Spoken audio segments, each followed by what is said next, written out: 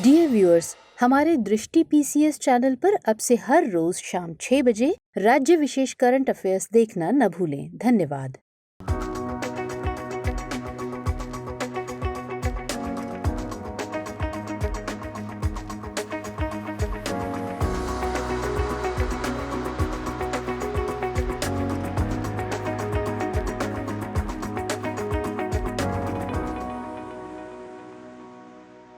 नमस्कार, दृष्टि आईएएस के टुडेज जीके प्रोग्राम में आपका स्वागत है। शुरुआत करते हैं पिछले सेशन के रिकैप से। पहला प्रश्न था, लाला लाजपत राय निम्नलिखित में से किस संगठन या आंदोलन से जुड़े थे? 1. Servants of civil society, 2. Hindu राहत आंदोलन, 3. All India trade union congress, 4. Hindu महासभा।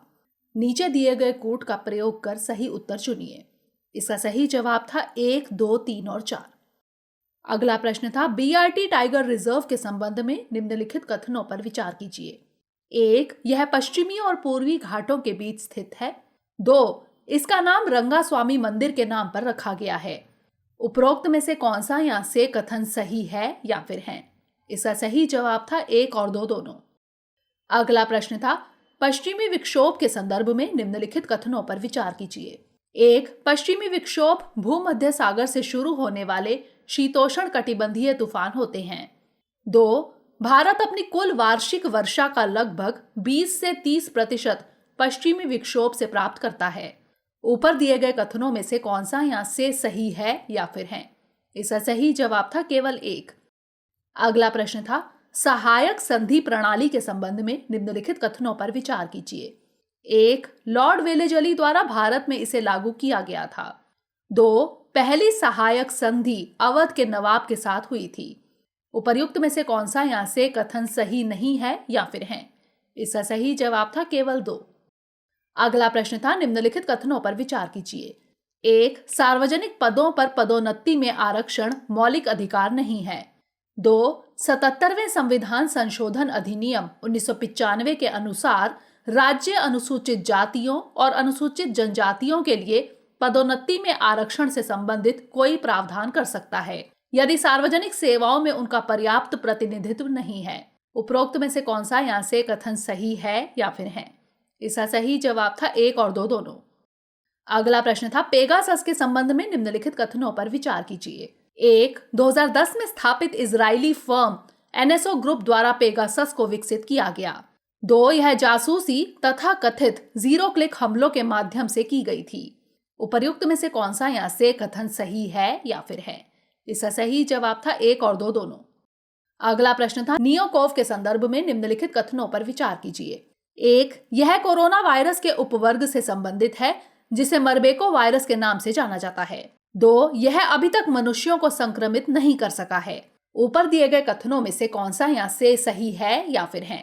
इसका सही जवाब था 1 और 2 दोनों। अगला प्रश्न था, आर्टिफिशियल स्नो के संबंध में निम्नलिखित कथनों पर विचार कीजिए।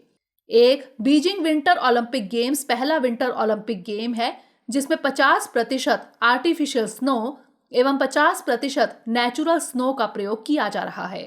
2. पहला विंटर ओलंपिक चामोनिक्स में 1924 में खेला गया था। उपर्युक्त में से कौन सा यहाँ से कथन सही है या फिर है? इसका सही जवाब था केवल 2।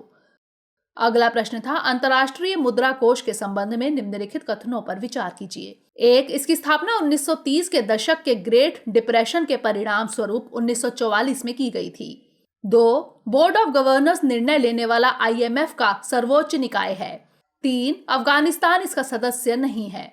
ऊपर दिए गए कथनों में से कौन सा यहाँ से सही है या फिर है? इसका सही जवाब था केवल 1 और 2। अंतिम प्रश्न था, prevention of insults to national honour act 1971 के तहत निम्नलिखित में से कौन सा अपराध नहीं है? इसका सही जवाब था भारतीय राष्ट्रीय ध्वज को फहराने से पहले फूलों के लिए एक पात्र के रूप में भारतीय राष्ट्रीय ध्वज का उपयोग करना। शुरुआत करते हैं आज के सेशन की। सबसे पहले देखेंगे अभ्यास प्रश्न। निम्नलिखित कथनों पर विचार कीजिए। 1. बैड बैंक उधार देने और जमा लेने का काम करते हैं। 2. बैड बैंक द्वारा खरीदे जाने वाले बैड लोन की वैल्यू सामान्यतः लोन की बुक वैल्यू से कम होती है। ऊपर दिए गए कथनों में से कौन सा यहाँ से सही है या फिर है? केवल 1, केवल 2, एक और दो दोनों, या फिर ना तो एक और ना ही दो। इसका सही जवाब है ऑप्शन बी, केवल दो। बैड बैंक स्थापित करने के प्रस्ताव के कार्यान्वयन के लिए आरबीआई की मंजूरी अभी भी पेंडिंग है। बैड बैंक एक एसेट रिकंस्ट्रक्शन कंपनी यानी एआरसी या एक एसेट मैनेजमेंट कंपनी यानी एएमसी है, जो वाणिज्यिक बैंकों के बैड लोन को खरीदती है, जिससे बैंक अपनी बैलेंस शीट सही कर लेता है। बैंक ने जिसे अपना लोन दिया था, अब उससे वसूलने का काम बैड बैंक करेगा। बैड बैंक उधार देने और जमा लेने का काम नहीं करते हैं, बल्कि वाणिज्यिक बैंकों की बैलेंस शीट को क्लियर करने में मदद करते हैं। इसलिए कथन एक सही नहीं है। बैड बैंक द्वारा खरीदे जाने वाले बैड लोन की वैल्यू सामान्यतः लोन की बुक वैल्यू से कम होती है, इसलिए कथन दो सही है। तो इस तरह इस प्रश्न का सही जवाब है ऑप्शन बी, केवल दो। हमारे वीडियो अंग्रेजी में देखने के लिए फॉलो करें हमारा ही दूसरा यूट्यूब चैनल दृष्टि IAS इंग्लिश। आज के सेशन का पहला प्रश्न है, ग्रे पेलिकन के संबंध में निम्नलिखित कथनों पर विचार कीजिए। 1. ये बड़े अंतर्देशीय और तटीय जल विशेष रूप से बड़ी झीलों में पाए जाते हैं। 2. ये केवल प्रायद्वीपीय भारत में ही प्रजनन करने आते हैं। 3. इसका IUCN स्टेटस वल्नरेबल है। उपरोक्त में से कौन सा यहाँ से कथन सही है या फिर है? केवल 1, केवल 2 और 3, केवल 3 या फिर 1, 2 और 3? इसका सही जवाब है ऑप्शन ए, केवल 1। पिछले एक महीने में आंध्र प्रदेश में लगभग 130 ग्रे पेलिकन की मौत हो गई। ये पेलिकन्स सर्दियों के दौरान प्रजनन के लिए साइबेरिया से आंध्र प्रदेश के विभिन्न हिस्सों में आते हैं। ये बड़े अंतर्देशीय और तटीय जल विशेष रूप से बड़ी झीलों में पाए जाते हैं, इसलिए कथन 1 सही है। ये केवल प्रायद्वीपीय भारत, श्रीलंका और कंबोडिया में प्रजनन के लिए आते हैं, अतः कथन 2 सही नहीं है। इसका IUCN स्टेटस नियर थ्रेटन्ड है, इसलिए कथन 3 सही नहीं है। तो इस तरह इस प्रश्न का सही जवाब है ऑप्शन ए, केवल 1। अगला प्रश्न है, निम्नलिखित कथनों पर विचार कीजिए। 1. कृषि विज्ञान केंद्र यानी KVK राष्ट्रीय कृषि अनुसंधान प्रणाली यानी NARS का एक हिस्सा है। 2. कृषि विज्ञान केंद्र योजना भारत सरकार द्वारा 100% वित्त पोषित है। ऊपर दिए गए कथनों में से कौन सा यहाँ से सही है या फिर है? केवल 1, केवल 2, 1 और 2 दोनों, या फिर ना तो 1 और ना ही 2? इसका सही जवाब है ऑप्शन सी, 1 और 2 दोनों, यानी दोनों कथन सही हैं। कृषि विज्ञान केंद्र किसानों को ICAR यानी भारतीय कृषि अनुसंधान परिषद के साथ जोड़ते हैं। इसका मकसद कृषि में हुए रिसर्च को किसानों तक पहुंचाना है, ताकि कृषि में इस रिसर्च का उपयोग हो सके। कृषि विज्ञान केंद्र यानी KVK राष्ट्रीय कृषि अनुसंधान प्रणाली यानी NARS का एक हिस्सा है, अतः कथन 1 सही है। पहला कृषि विज्ञान केंद्र 1974 में पुडुचेरी में स्थापित किया गया था। कृषि विज्ञान केंद्र योजना भारत सरकार द्वारा 100% वित्त पोषित है, इसलिए कथन 2 सही है। तो इस तरह इस प्रश्न का सही जवाब है ऑप्शन सी, 1 और 2 दोनों। अगला प्रश्न है, फ्लाई ऐश के संदर्भ में निम्नलिखित कथनों पर विचार कीजिए। 1. यह परमाणु ऊर्जा संयंत्रों से निकलती है। 2. इसमें silicon dioxide, aluminium oxide, ferric oxide और कैल्शियम ऑक्साइड पाया जाता है। उपरोक्त में से कौन सा यहाँ से कथन सही है या फिर है? केवल 1, केवल 2, 1 और 2 दोनों, या फिर ना तो 1 और ना ही 2? इसका सही जवाब है ऑप्शन बी, केवल 2। हाल ही में राष्ट्रीय हरित अधिकरण यानी NGT ने fly ash management and utilisation mission के गठन का निर्देश दिया। फ्लाई ऐश कोयला थर्मल पावर प्लांट में कोयले के दहन के उपरांत निकलने वाला अवांछित अवशेष है, अतः कथन 1 सही नहीं है। इसे फ्लू ऐश या पल्वराइज्ड फ्यूल ऐश भी कहा जाता है। इलेक्ट्रोस्टैटिक प्रेसिपिटेटर्स का उपयोग करके इसे एकत्र किया जाता है। इसमें silicon dioxide, aluminium oxide, ferric oxide और कैल्शियम ऑक्साइड पाया जाता है, इसलिए कथन 2 सही है। इसका उपयोग सीमेंट, सड़क के सब बेस एवं ईंटों के निर्माण में किया जाता है। खाली पड़े खानों को भरने में भी इसका प्रयोग किया जाता है। 2018 में फ्लाई ऐश के बेहतर प्रबंधन के लिए विद्युत मंत्रालय यानी मिनिस्ट्री ऑफ पावर द्वारा ऐश ट्रैक मोबाइल ऐप लॉन्च किया गया था। तो इस तरह इस प्रश्न का सही जवाब है ऑप्शन बी, केवल 2। अगला प्रश्न है, निम्नलिखित युग्मों पर विचार कीजिए। बांध, जलाशय और नदी। 1. गोविंद सागर जलाशय सतलज। 2. महाराणा प्रताप सागर जलाशय ब्यास। 3. चमेरा बांध रावी। उपरोक्त में से कौन सा या से युग्म सही सुमेलित है या फिर हैं? केवल 1 और 2, केवल 2 और 3, केवल 1 या फिर 1, 2 और 3।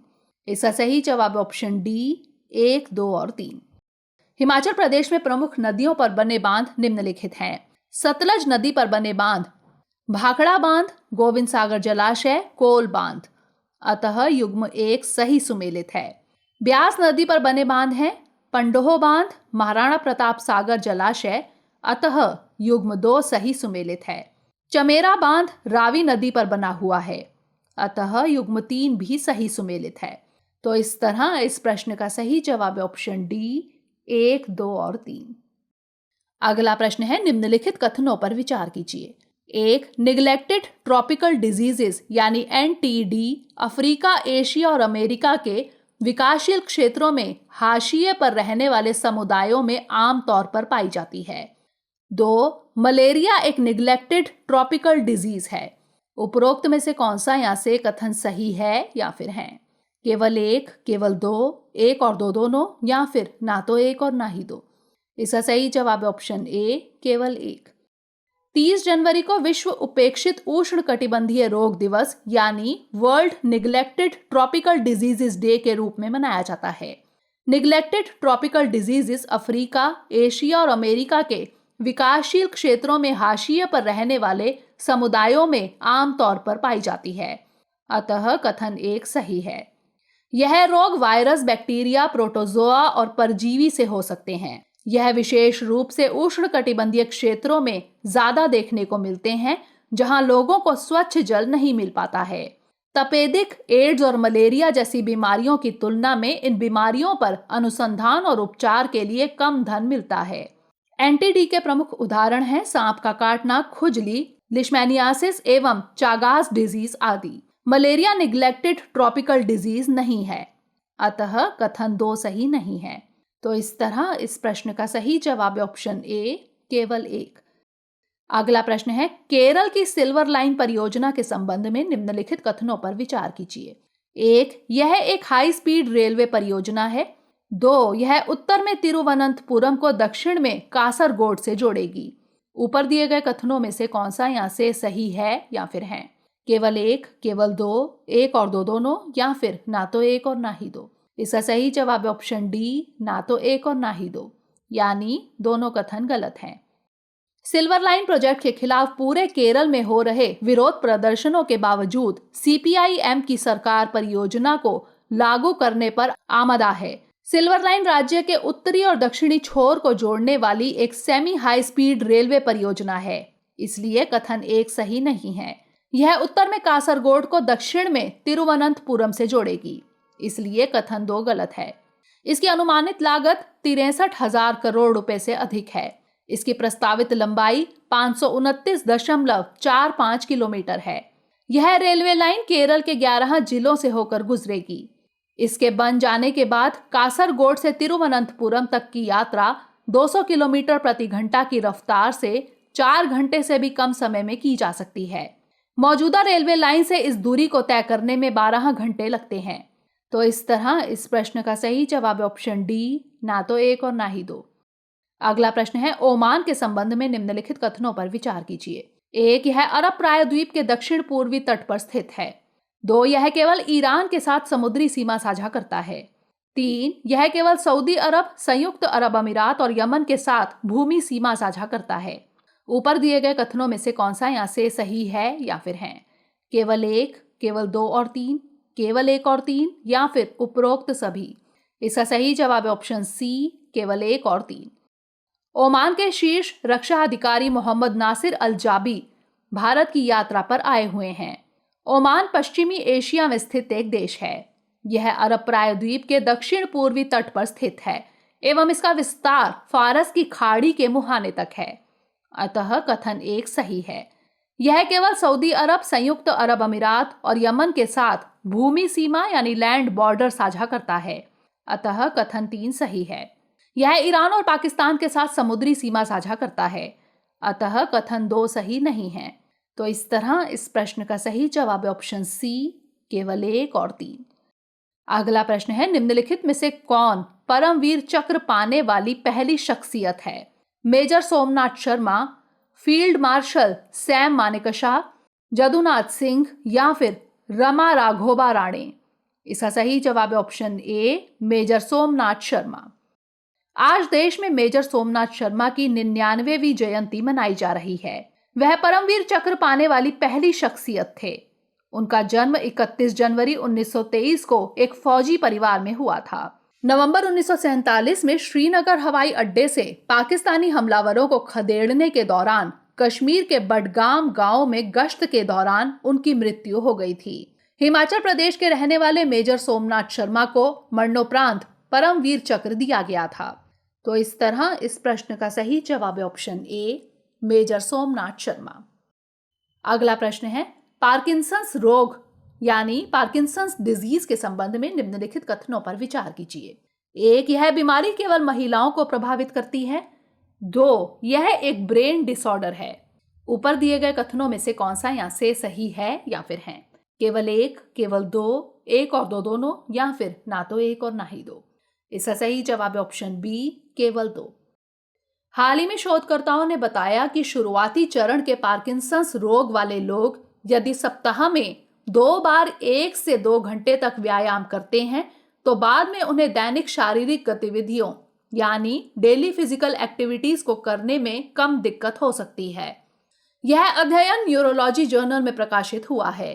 पार्किंसंस रोग एक ब्रेन डिसऑर्डर है, इसलिए कथन 2 सही है।